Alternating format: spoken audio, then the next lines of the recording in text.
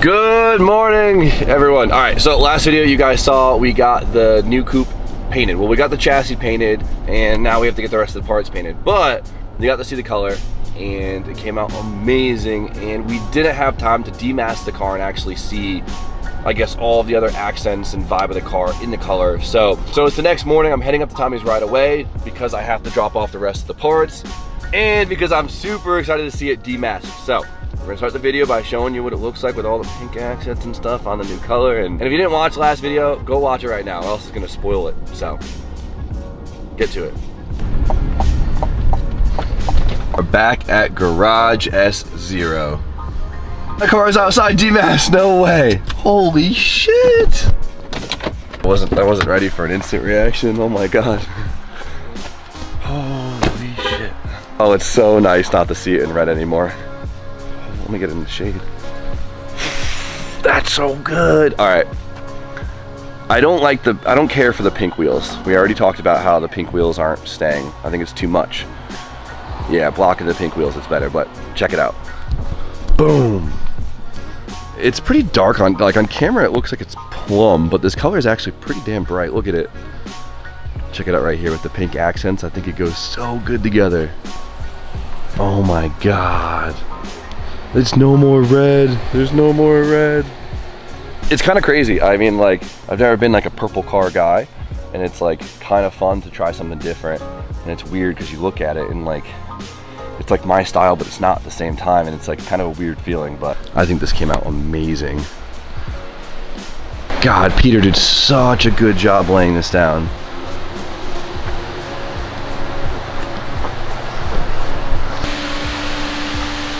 So good to see. So glass panels, we got a couple things, right? So we have the over fenders, rear garnish I almost forgot about, of course the top of the hood and the top of the trunk, and then eventually I will find a kit so we can get this car together. So it's gonna be crazy when the whole car is together. Oh, and can't forget Ganador. All right, we need one more ooh-ah moment before I leave, and that's pushing this thing into the sun because it's gonna be a whole different color. So let's check this out. I'm so excited.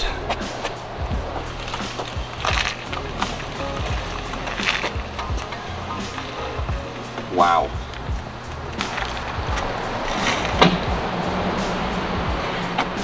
Look how much it brightens up.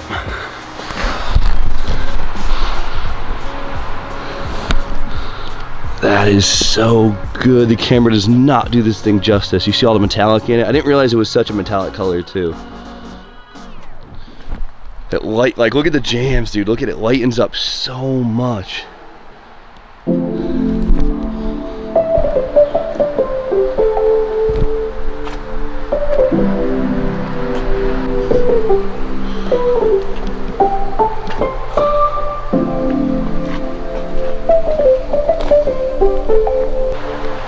The camera does not do this thing justice at all, but whatever. That's enough oohing and awing for now.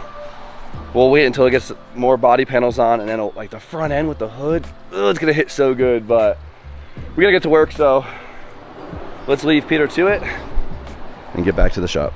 All right, we got some work ahead of us today at the shop, but I'm excited for it. But before we start, I gotta mention something that I think I forgot to do in the last video. If you guys remember, last week we just did a fresh drop. In that drop, we did our house logo tee.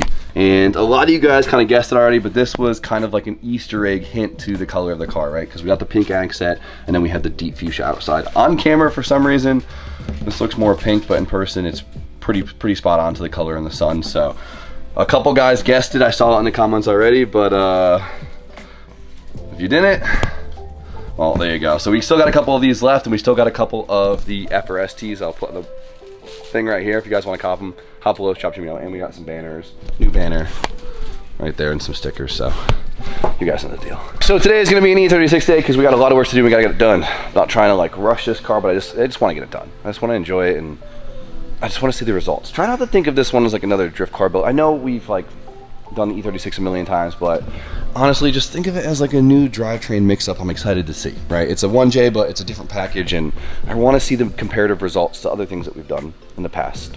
Off camera, we got the front end mocked up so we can get some things kind of fitted. We got the radiator back in, and one thing I want to show you guys is the new fan setup, right? So this is kind of a cheat code, and this is something a lot of guys have been doing the last few years. And what we did here is we got a newer OEM fan slash fan shroud off of a newer car. This one I think came off of a Kia, and what's good about this is a lot of new OEM manufacturers are coming factory with a brushless fan. Now what's sick about this is the package size is extremely small for what you get. It has a built-in shroud that you could usually modify to fit your radiator, and the best part about it is it's brushless. Most modern cars come with brushless fans, and you cannot match the efficiency of a brushless fan. And what's cool about this is brushless fans are usually pretty damn expensive, but if you go to a junkyard, you can get the factory fans for super cheap, or if your buddy works at a body shop, he could pull one out of a dumpster. With this, we had a really hard issue fitting a fan in this engine bay, and this one happens to fit perfectly. It's sleek, it's OEM fan, and we were able to trim the factory shroud down enough to literally bolt it on to our radiator, which is super cool. I don't remember what it came off of, but I had Brian get it for me. So now we have this gangster brushless fan with a fan shroud on our radiator for less than $100. Like, you cannot beat that. And on top of that, we're able to fit our new Chase Base reservoir on the engine, so the power steering system is actually done. Today, the engine has to come back out, because if you remember, we never actually installed the transmission, and well,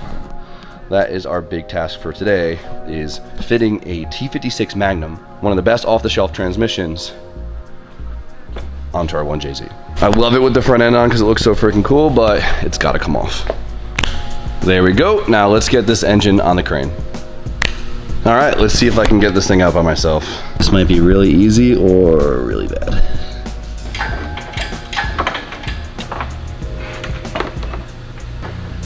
Come on, come on. Hey, not too bad, not too bad. That was good, starting the day off with some good juju.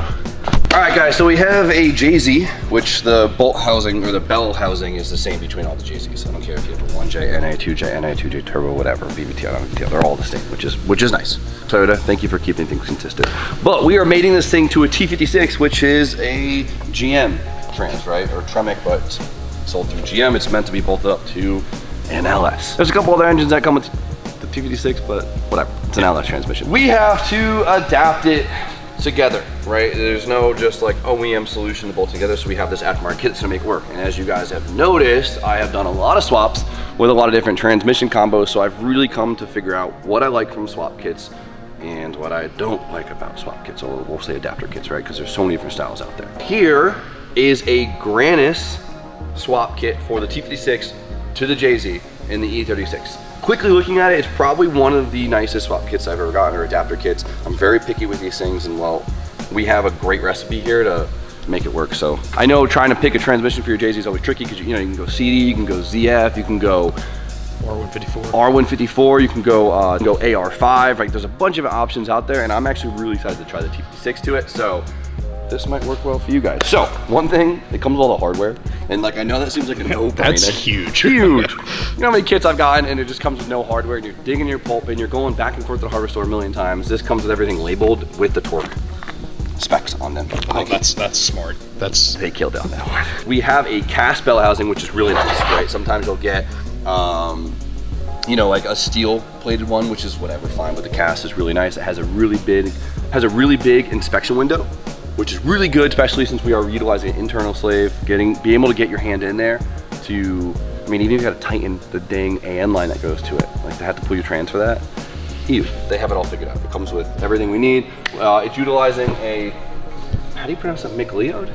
McLeod? Oh, Jesus. I thought it was McLeod, right? I don't know, I'm not the glamour guy. I'm not good with grammar here. McLeod! I got a degree in math, and not in English. So obviously we need a custom clutch, since it is going to be a JZ crank spline on the flywheel, but of course you need the spline for the T56 on the actual clutch disc itself, right? Think about that. This should get us going pretty good. I'm really excited about it. So I guess let's just start to install on parts and see where we end up. First step is a pretty generic clutch install, right? So step one, you want to clean your crank, make sure everything sits flush. I wonder how many clutches I've installed in my life. Every time I do one, I think about that. Don't forget your throw-up bearing. This sits in the crank, and it gives a little seat for, well, the snout of the trans to fit into. Get your JZ socket, good old 23 millimeter, and your Porsche hammer.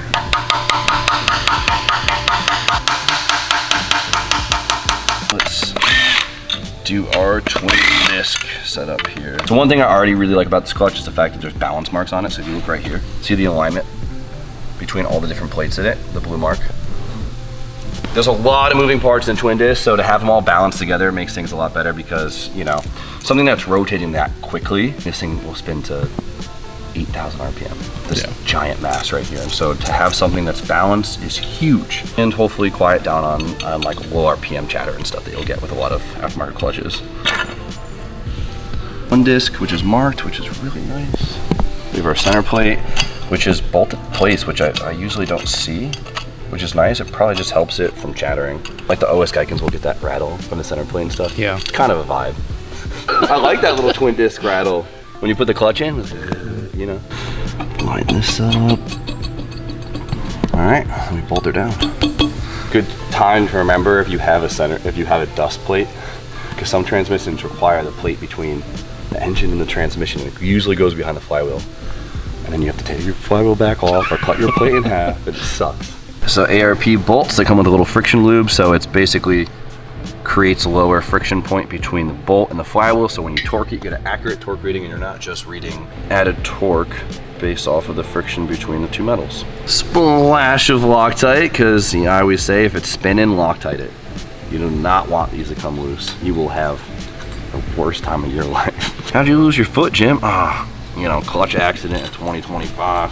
Forgot the Loctite. Forgot the Loctite. Brian, what do you want? Brake? Come hold my crank. Dude, you're not even there yet. Clock in. I clocked out. Okay, I'll hold it. Get you a man that'll hold your crank for you. I need a longer wrench for this set. Let me send Jimmy a longer half-inch wrench. Look at it. This is broken too. It's stabbing my hand. You got them sissy fingers.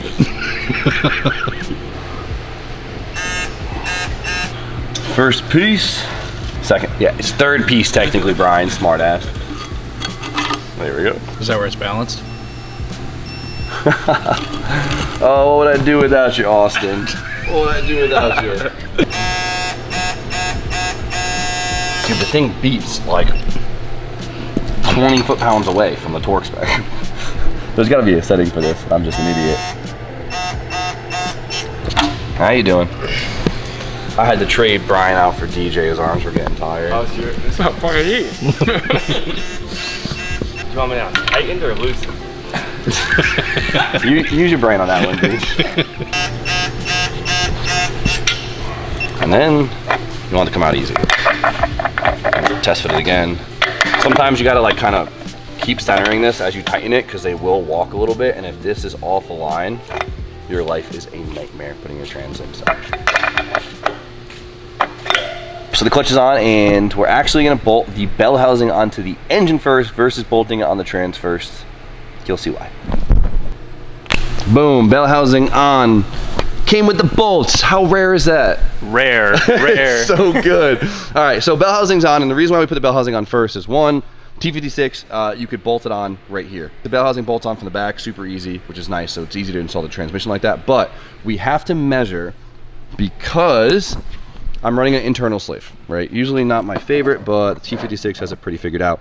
And we have to set the depth of the internal slave because they really don't have a big range. And so you have to make sure they're close enough initially installed that they don't hyperextend, or if it's too close, it'll preload your clutch and you'll have slippage and a bunch of issues. And so we're gonna bolt this plate on the transmission right here that allows us to adjust our throwout bearing. So like a spacer, a spacer mount thing.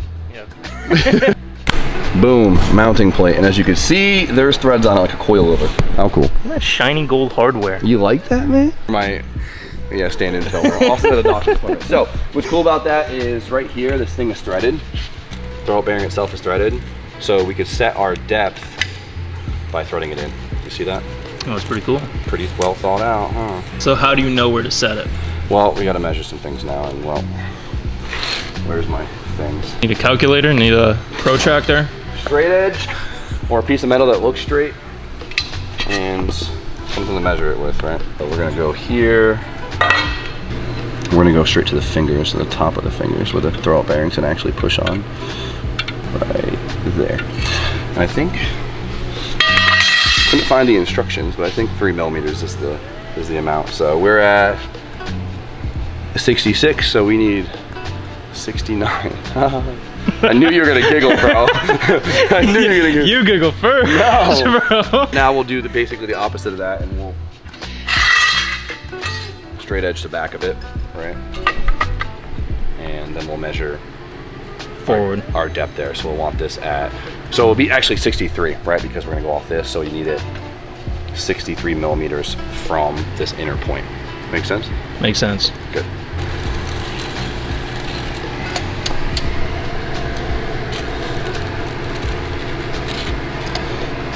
So we have this pin right here that's red Loctite, of course, that just locks the thing in place. That's it, simple, simple. I fixed my throwout bearing depth correctly, so we had about 3.5 millimeters between this and the clutch. And now we have our lines, which we're gonna run in the little factory. I'm gonna put them in the factory location. I'm gonna heat wrap them.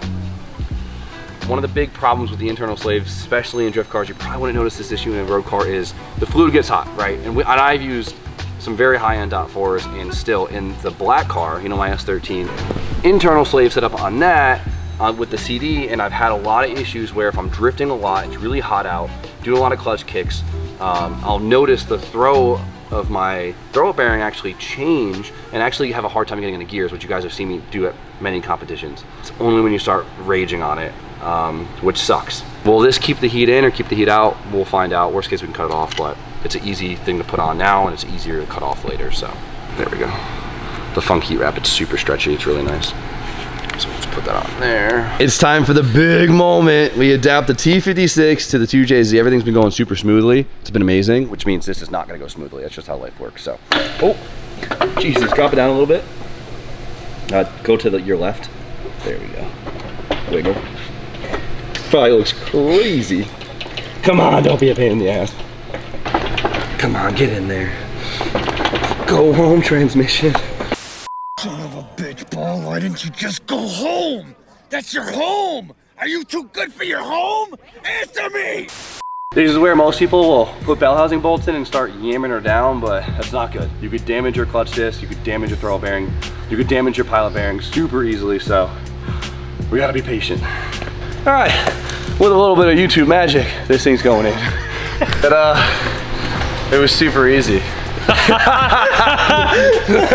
We must have moved one of the plates from the weight of the transmission initially, from just not being totally in sync with each other.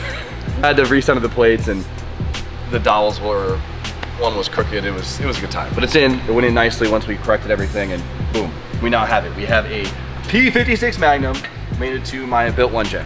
And the best thing about it was I had a starter in the back, which is sick because it's $200 less. I don't have to. What don't you have in the back? Oh, it's good. This project has been so nice so far because we've been reusing so many things that Stuff you have. Stuff we had. I'm so used to being like, you buy an alternator, 200 bucks. Come on, like you buy a starter, 200 bucks. It's like it never freaking ends. So this is good. We're happy. I'm cleaning up for today, and tomorrow she's going in, and hopefully she's going in for good. All right, since the engine is officially going in for good, we gotta make sure the chassis is well prepped for it, so it makes our life a little bit easier. So all the lines that we will be utilizing from the old swap are now there. Everything's cleaned up, everything's positioned out of place, and now when we get the engine in, we can be efficient. Put it right in, make our life easy. But we're starting the morning off with something cool. So one thing that's nice about being in Connecticut, being the central Connecticut is, well, when my buddies are driving through, because Connecticut's kind of a drive-through state, they stop in, we get to see some cool cars, so come check this one out, it's pretty special. So here's two cars, I don't think any of you guys, maybe you've maybe seen them, but they're quite rare, and this is Mr. John Ludwig, boo, boo, boo, air horns, come on, they're like, bro! The sitcom entry when like, there's just clapping for no reason. Crowds cheering in the background. So if you guys don't know John Ludwig, dude, you've been in the scene for so long. You're like your favorite rapper's favorite rapper. That's what John Ludwig is, but to the car scene. Perfect way to put man. that. So I'll take that as a compliment. you've been big in the YouTube the last 2 years, which has been amazing because you've done craziest shit before people even knew about it. And you're driving up for a show and you have two cars I don't know anything about, which is wild. They're cars that manufacturers that everybody knows about. Yeah. But they're models of those manufacturers that no one's ever seen before. Mixed with your very unique styling, which makes them cool. So let's check these things out. I'm calling these things mini hot rods. What do we look, dude, like, where do you start with this stuff? Dude, I don't know. What is it? What is that thing? Like, how do I keep this short? Like, You can pause the video now and try to take a guess of which is what, you know? Car on the back is a 1960 BMW 700 Sport Coupe. We did have them in America, very rare. This one's a first year German market car. This is the car that saved BMW from bankruptcy. So the 507, that's a title. dude, how crazy, right? Thank you for this car though. Yeah, right? I mean, it's why BMW is around today, essentially. So the 507, the V8 Roadster in the 50s, basically bankrupt BMW in the 50s. So in the early 60s, they were trying to figure out how to make like an eco car to help pull them out of it. And the 700 was the successor to the Isetta 600, which became kind of like a full car. And then this car gave birth to the 2002. If you want a deep dive, we're gonna put John's YouTube channel in the description. If you guys want a deep dive on all this stuff, please go check it out. It's incredible. The coolest thing about this car is not, I would say mainly the car itself, even though that is a grabber, but I think it's like the modifications done to it. It's on a Volkswagen Beetle chassis now, and it's got a custom tube chassis between the body and the Beetle pan on air suspension, So obviously. it's rear engine. It was, yeah. So you can see here, this is where your air ventilation was.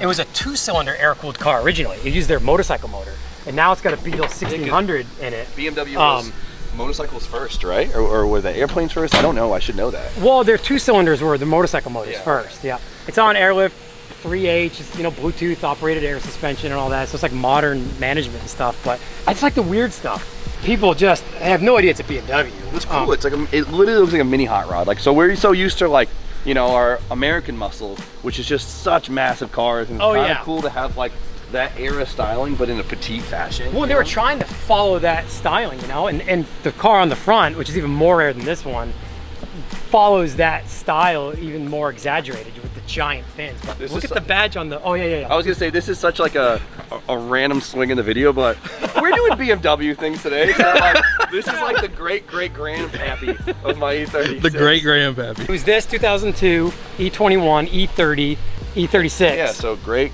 grandpappy. I don't know what's happening. What is this? Hold on, show the front badge first, because it's on the front. So right here, Auto Union. So Auto Union is a German automotive manufacturer that was 4 companies, diving, right? Yeah. So Auto Union was 4 companies, and their logo was 4 rings to signify those 4 companies. Yeah. And in 1969, Volkswagen bought Auto Union, dissolved all those companies, and turned it into Audi.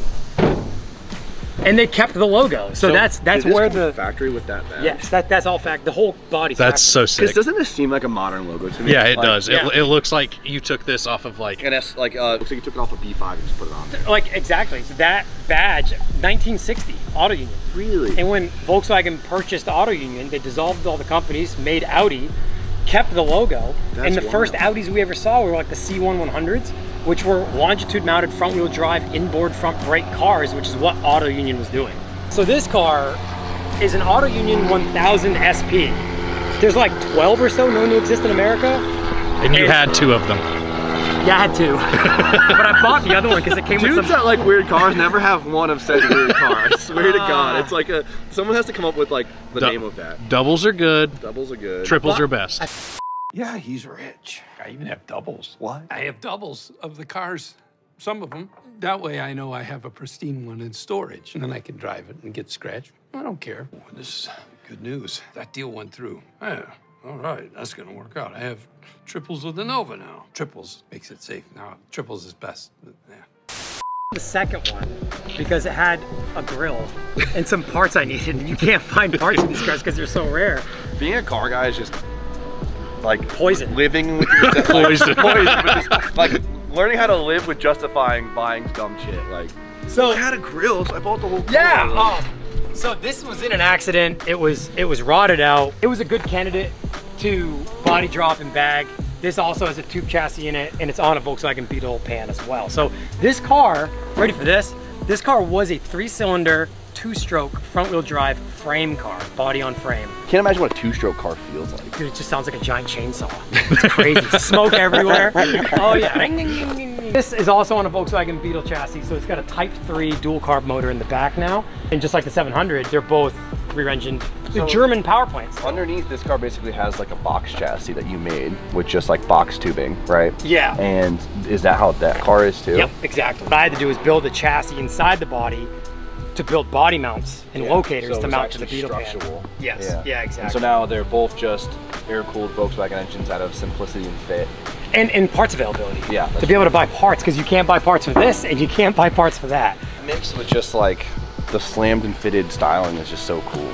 Well, and like these are 1978 BBS Mollies, and I didn't even want to like refurbish them simply because I think this one might be a little newer than 78. The rears are 78, but I didn't even want to refurbish them because they just fit the car so well, you know? You come out and your girlfriend's washing your car. You're like, no, don't wash it. I've been washing 30 years. Some purist people will be like, oh, you ruined them. And I'm like, there were trees growing inside these cars when I pulled them out of the woods. Like these things were 100% saved them. Long gone. Yeah. And now they're going to shows and they get a chance to talk to people about them. I've known John for a really long time. It's cool to be able to show off some of the stuff he's got going on. And this is just the icing on the cake. I wouldn't say these are like the only two staples he's got. You have a horrible addiction in the best way possible. Oh, it's terrible. And if you guys want to follow his channel, of course, show him some love. We'll put the link in the description. I think you guys would really, really enjoy this, like to the max. So there's nothing up front because the motor's in the back now. It's crazy. It lays on the deck of the trailer, so it looks like the reese hitch for my winch is like part of the car. This is the trailer. Yeah. Oh my god, I didn't think about that. Yeah, it sits on the. It's literally. Yeah. No way. My dad's an old motorsport guy. They use square tubing a lot, so I grew up liking working with square tubing. And I was saying before, I think it would look too weird and too modern if you tubed it. Like I think the box like makes it look correct. Yeah. So is this Beetle? Yeah, this is all Beetle. This is all Volkswagen Beetle chassis. This is the Eva Resto bagged beam. So this is narrowed and has custom sleeve bags with relocators on the bottom. That's all custom. Everything else I've had to make. I've had to make the front half of the frame. It's not done yet, so don't judge it too hard. Fuel cell is gonna go here, so I still have to frame in a fuel cell. Yeah, that car is done. This one's almost like. Yeah, it's not running yet. So you're filming this one right now. Yes. Yeah, this is current on the channel right now. So it's like, I'm only taking it to the show in the stage it's at because of the channel, because people want to see where I'm at with it, you know. Like you said, it's just a sick obsession. We just need something. We need I know. Something. That's it. I always say, guys, just need. We gotta keep our brains busy, I guess. I don't know.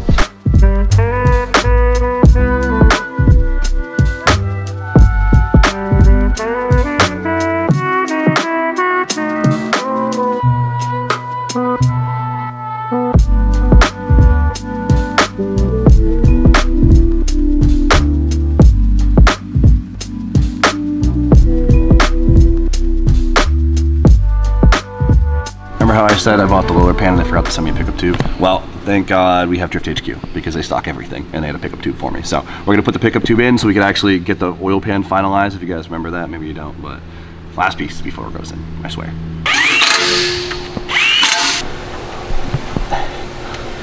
Wow, what an efficient way to do this, Jimmy. Yeah, you're doing great, buddy. It's better than doing it in the car. That's a fact. And the ground's nice and cold, so I'm not complaining. No one wants to see this. Jay-Z sealed. Time to get it in the car. All right, engine strapped horribly. So this will go very well. Jay-Z's actually come factory with like really nice bolt-on engine hooks. You would think I'd have a pair laying around. Whatever, we'll make it work. We've done enough, so let's get this thing in there for good. So.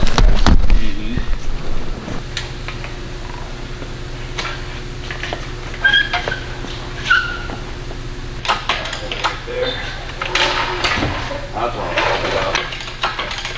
All right, right there, boys. This is going pretty good. All right. There you go. Keep going. Good juju from the start. All right, right there. Leave it right there. All right, everyone, take a break. We're in safe territory. Woo! Go team. For how shit we had that hooked up, that actually wasn't bad. All right, she's bolted in. You guys have seen this before, so it doesn't look very exciting on camera, but what's exciting about this is, well, our drivetrain's in. It's in there for good. I tried to plan very well, so we're just in. That's it. So you guys will see in the next couple of videos. We'll get stuff together, bolt it all up, and the car should fly through the swamp. That's the goal. We don't want this thing to drag on. So engine looks super straight, super balanced. I've seen a lot of mount kits where they're like crooked and tilted and whatnot. One thing I did notice, if you come in the inside, the shifter is farther back, which is it's good. Whatever. The trans is farther back, the weight's farther back. That's good. And honestly, I sit so far back in this car that it might make the shifter position actually more comfortable for me, which is, I'll take all my victories. Finding all the positives in this. All the positives. But besides that, I mean, we got the grandest kit on. It went super smooth, super impressed with the quality. I'm excited to, I've heard very good things about these clutches, so I'm very excited to see the feel of it. We use the grandest trans mount. They bolt on chassis very nicely, especially with these feed engine mounts. Right, because they're a little, you know, every engine mount positions the engine a little bit different. Fits great. I couldn't be happier, but for now, we got a lot of work ahead of us, but I couldn't be more excited. And also, Brian just came on his lunch break and let me know where he got this fan from, because we talked about it earlier, the OEM brushless fan. That came from a 2024 Kia Niro. Probably not the easiest car to find a E-fan from, but honestly, we've gotten a lot of brushless fans off of OE's cars before in the past, and we've made them fit. Bring a tape measure, find something that roughly around your size, and you could make mounts, rivet mounts on, whatever you have to do. I know the Mercedes one is very popular, the Mercedes is very common, but Get crafty. Get crafty with it. But for now, it's been really hot, but we got a lot done. I couldn't be more excited. So you guys know the deal.